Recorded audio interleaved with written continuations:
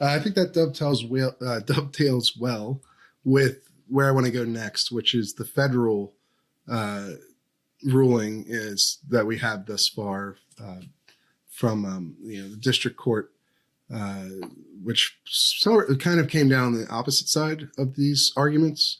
This is a judge who denied the request for a temporary restraining order from this your guys' state affiliate in this particular case.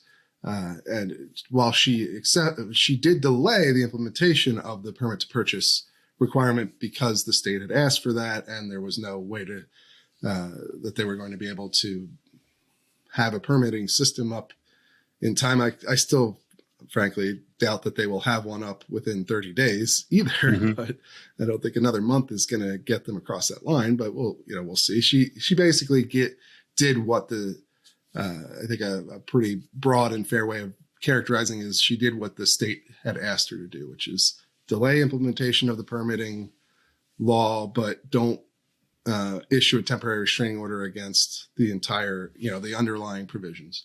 And she, of course, wrote an entire written ruling that explained more of her reasoning. And I think it came down to a couple key points, right? So where Judge Riccio, I hope I got his name correct there, where he argued that the magazine ban is a violation of Oregon's right to keep and bear arms amendment because those magazines are in common use. Obviously, you and I know, and most gun owners are aware that magazines that hold more than 10 rounds of ammunition are standard in all modern firearms that accept magazines, essentially. They really come with basically every handgun and rifle that accepts a magazine. They'll come with magazines that hold more than 10 rounds. There's billions of these kinds of magazines out there in the country, presumably. And surely Oregon is not an exception to that. It never had a magazine ban before this. So, that's where his conclusion was. Whereas the federal judge, which is Judge Karen Immergut, she ruled instead that those magazines may not be protected by the Second Amendment. Here's a quote from her ruling. Plaintiffs have not shown that the magazines restricted by Measure 114 are necessary to the use of firearms for lawful purposes, such as self-defense. Therefore, plaintiffs have failed to show that magazines capable of accepting more than 10 rounds of ammunition are covered by the plain text of the Second Amendment. And then she also went on with describing the permit to purchase requirement in 114 as akin to a shall issue gun carry permitting scheme, and that it wouldn't necessarily violate the Second Amendment because there was concurrence in Bruin with Justices Roberts and Kavanaugh that talked about how shall issue permitting laws are not implicated in Bruin. And so she's comparing this permit to purchase regime to a shall issue gun carry permitting regime, and says, is concluding that they're likely constitutional. So she sort of came down on the opposite side of things from the state judge. And I'm wondering your take on her ruling and why you think she's incorrect. Let me just start with the magazine portion. What do you see as wrong with her reasoning there?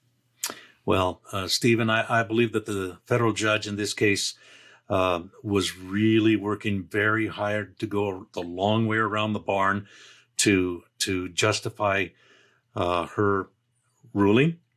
I think that if you read the text of her decision, you will unavoidably come to the conclusion that she really did not understand the Bruin decision and other decisions, Caetano and Heller and McDonald and other rulings that the Supreme Court has given as to what constitutes a a firearm or arm that is in popular use.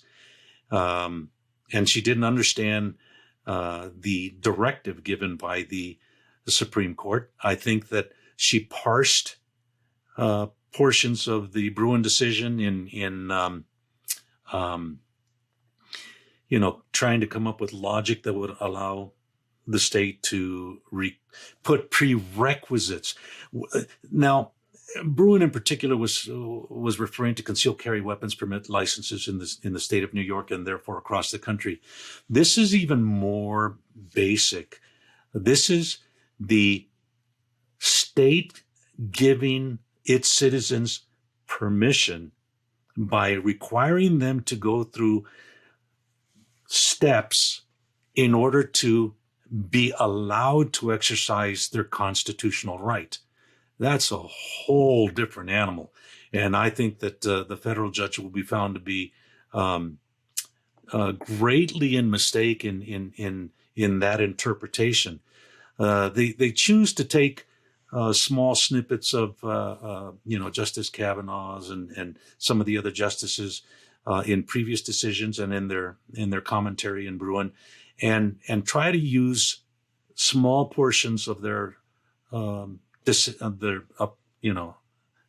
opinions to justify what the state wants to do. For far too long, judges across the country have done everything they can to legitimize whatever the state wants to do. That's why they have utilized this two-step process, is because that is the way that they have justified all manner of gun control in states across the country. And I think that in this case, this judge has not gotten the message yet that is no longer allowed. And I think that the ruling in this case shows that front and center. Now, in this decision, the judge admits that there is a problem in the state that would be created if because there is no system to be able to comply with the law, that truly the core of the Second Amendment would be violated because it would take months for the state of Oregon to establish a system that would allow and give permission to people to buy firearms, and that it would be a clear and gross violation of the Second Amendment. Well, our belief is that the judge didn't go far enough in evaluating and using that logic to evaluate the rest of the of their decision.